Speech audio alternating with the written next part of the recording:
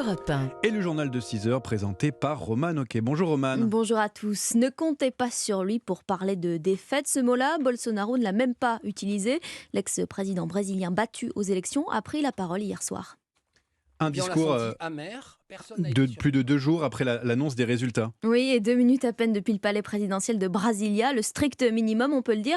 D'ailleurs, il n'a répondu à aucune question des journalistes. Jean-Claude Gérès, vous êtes le correspondant d'Europe 1 au Brésil.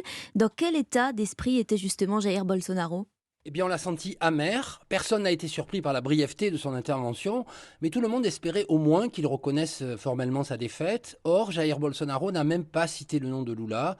Il s'est adressé à ses électeurs, y compris ceux qui participent actuellement aux centaines de barrages routiers qui paralysent le pays. Je voudrais commencer par remercier les 58 millions de Brésiliens qui ont voté pour moi le 30 octobre dernier. Les mouvements populaires actuels sont le fruit de l'indignation et du sentiment d'injustice de la façon dont le processus électoral s'est déroulé.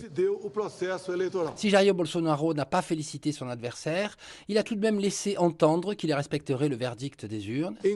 En tant que président de la République et citoyen, je continuerai à respecter tous les commandements de notre Constitution. Amer ou pas, Jair Bolsonaro n'a de toute façon plus la main sur le processus de transition démocratique en cours.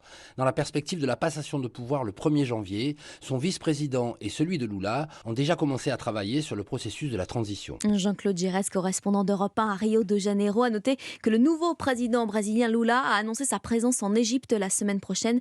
Le pays accueille la COP27, conférence mondiale sur le climat.